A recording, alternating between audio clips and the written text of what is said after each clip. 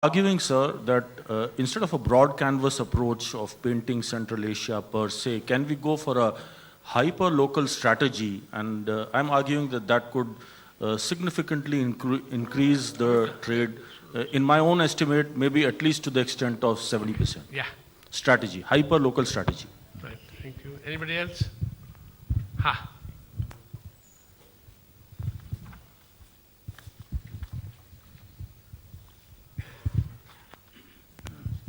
See, this is V.N. Jha, editor, diplomacyindia.com.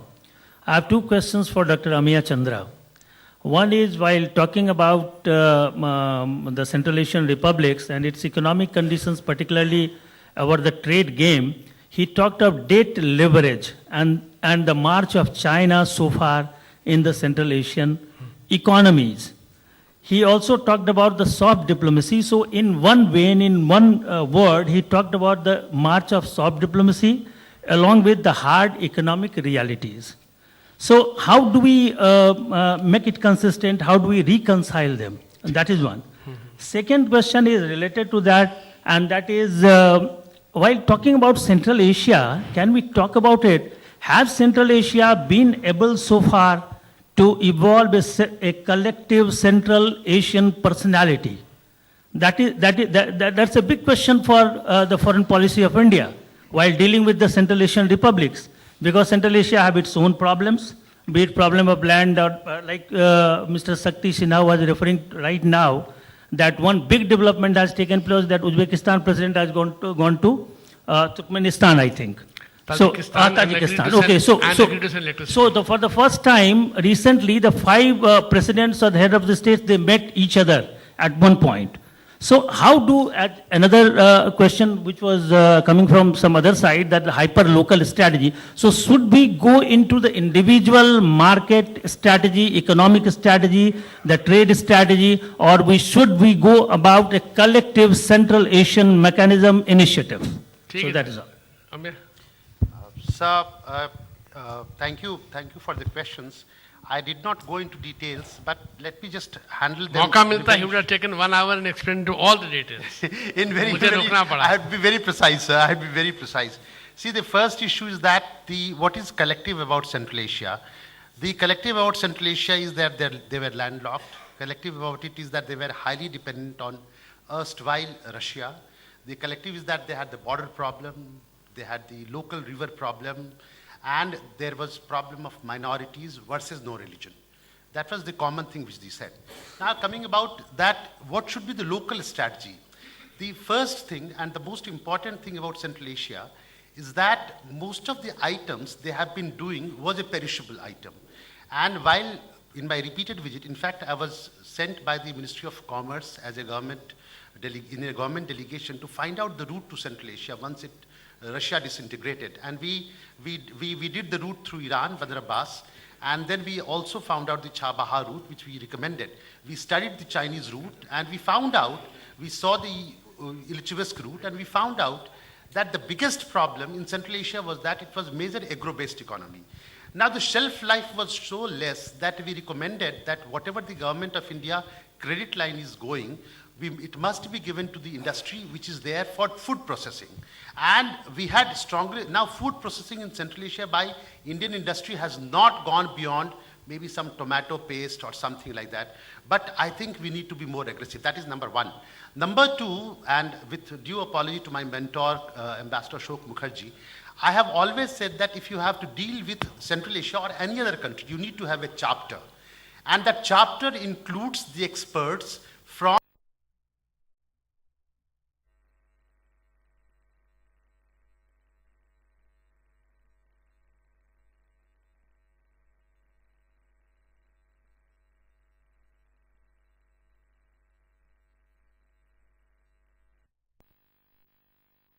had promoted.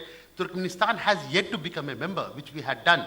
In fact, the Silk Route, which was now China is saying, was earlier said by United States, Mrs. Clinton.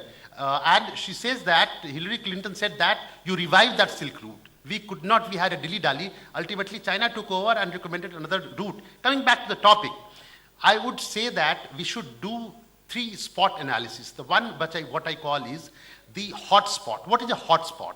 Now I see that in Central Asian Republic, we have the pharmaceutical, which is moving pretty fast. So we need to have a strategy for our pharmaceutical, which can go from 30% to the Central Asian Republic to, let's say, 60% it can capture. The second point related to it is that China is abandoning many sectors. For example, leather sector it's abandoning. It's going into the electrical engineering and electronics. So those sectors which is being vacated by the China, if we do not occupy immediately, as Ambassador has pointed out, Turkey and Pakistan may occupy. So in the hot sector, we have to be very, very hot. Second comes warm sector. Warm sector means those sector where we have potential, but we are not coming up to the point. Now, GST has given us an access that we exactly know in India which producer is producing what. Now, if there can be a linkages with our GST and to the international supplier, we know that if China is supplying XYZ item, which can be done in India and at a cheaper rate or at a better rate, let's say that handlooms, China can do on machine, handmade China cannot do, for which there is still a big fancy in Central Asian Republic. So the warm spot, we have to do it with bigger incentive. The third point comes is the cold spots. We know that we cannot compete with there, but maybe in 5 years, we have a different strategy. So we have the country-wise strategy, that is number one. Number two, in the same book I have recommended that there can be a product which we call platinum category, which is the 5 top items which can move. And those 5 items, we need to have a leadership. Then there is a gold spot, which is 10 items which are moving in different categories. And then there is a silver, which is another 10 item. Now we need to have a different strategy for platinum, gold, and silver. Now, unfortunately, what we do today is that when we give MEIS or any export incentive, we say that if it's for the landlocked, first of all, what we said that MEIS, which is the post-export incentive, will be for the landlocked country. We realized that there were problems, so we gave it for all. That is there is no consistency. Now an exporter who is here, who is dealing with a country which is so much sparse in population, which is yet to develop, would be more interested in sending it to the Sri Lanka or Nepal than to send it to the Central Asia. And that's why I said that we need to have a consistency and a different approach, product-wise, reason-wise, and what we call is that we have to make a board which consists of experts like Ambassador Mukherjee, Sony, or somebody bureaucrat also, so that we can give them a target. For example, we had a big target for Central Asian Republic. We could not meet even half. China has gone from 1.5 in 2001 to 50 billion. We have now come to 1.5 billion. And our export to China, to Central Asia is 1% of what China is exporting. And possibly, if we have to build on our product, you are absolutely right, we have to be the country specific, we have to be region specific, and we have to be product specific. There was one more question which somebody asked was, what was another question? Hyperlocal. Same thing you answered. Same thing, this is what I'm saying. You see, hyperlocal, you see, for example, I was talking about IT. Now I said about IT, for example, there is G2G, there is G2B and G2C. For example, artificial intelligence, Internet of Things, and telecommunication has come in such a way that in tomorrow, the artificial intelligence is going to determine everything. I'll give you a small example. For example, traffic light which comes, it will be based on artificial intelligence. It will recognize that what is the pressure, and hence it can fix up the frequency of coming or going up. Or it's synchronized. Or artificial intelligence can have whatever government to citizen incentives are coming in sanitation, in bills, in electricity, or government to government, from the local government to the bigger government. Everything is based now going to be based on what is going to be artificial intelligence. We have already putting up some artificial intelligence and some kind of training of there in our universities, and we are also going to implement. In fact, today, the TRAI, there was a negotiation with the Uzbek ambassador. He could not come. They are going to set up telecommunication. In telecommunication, we have already set up the supply of electricity from Uzbekistan to Afghanistan. We are building up roads. Now, if there are some things where there is a similarity of a kind of people, the habits and the taste, and we can tailor make it in particular manner, possibly India, which is one of the top 6 countries in the software and Internet of Things, possibly we have a great opportunity in Central Asia because none other country can compete with us in this. Now, unfortunate part is that we are still not exploiting it because 6 things are required for this. Some of it is already happening. For example, exchange of exchange of people. So more and more planes need to go. There has to be a secured working place. There has to be familiarity with the education. And there has to be a people, like he pointed out, that you need to know the policy maker whom you have trained here so that they can be your ambassadors there. And they can talk about how good the Indian products are. For example, I'll tell you somebody talked about China, and I'll tell you some important thing about China. I had already pointed out that China had, most of the Central Asian countries had a problem with the China because their folk tales say that it's a big neighbor. There was a problem with the China because it has a hegemonic status. There was a problem with the China because they considered anti-Islam and anti-Turks. Now, when China came and tried to, somebody asked about soft power and how these two are common. I'll tell you, China, when came with the soft power, it extended aid to Central Asian Republic. It gave aid to Tajikistan, it gave aid to Kazakhstan, Kyrgyzstan, and slowly it has started capturing. Now what happened, what China did, for example, in Tajikistan, it has set up lots of people whom they consider is colonizing Tajikistan. That kind of a feeling is coming in Tajikistan. In the same way, what China, the wages are very, very different. The Chinese culture is different from the Central Asian culture. So there is a kind of dissension and kind of unrest going against Chinese also. Now, there are two nations who are playing great game, which is China and the Soviet Union.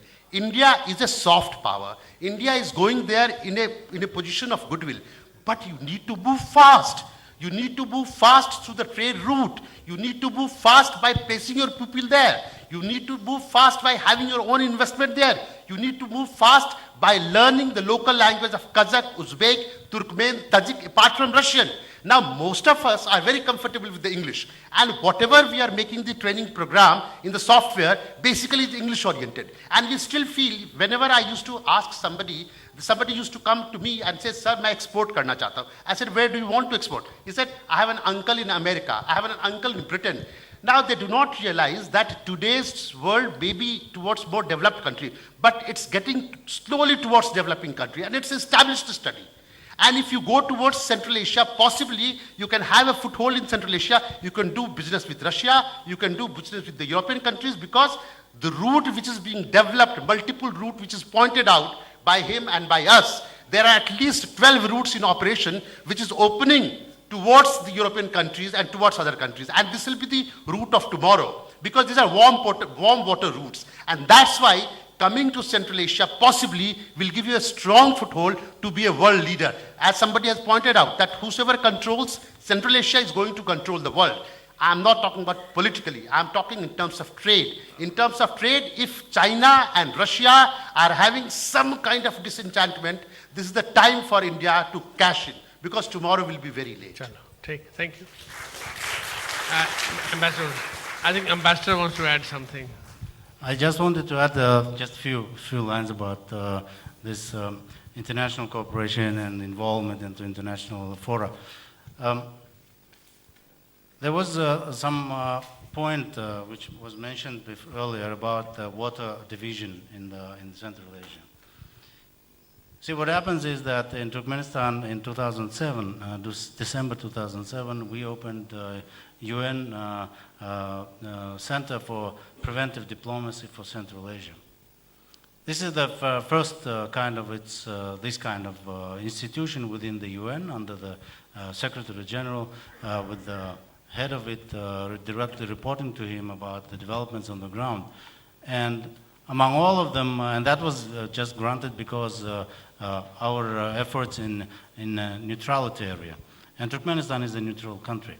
But that doesn't mean that we are shying away from any discussion or any involvement into any regional or sub-regional or multi-regional areas. So water was one of those issues, and now what is happening is that since inception of this idea that there is a water problem, the Turkmenistan and Uzbekistan were in constant touch forever.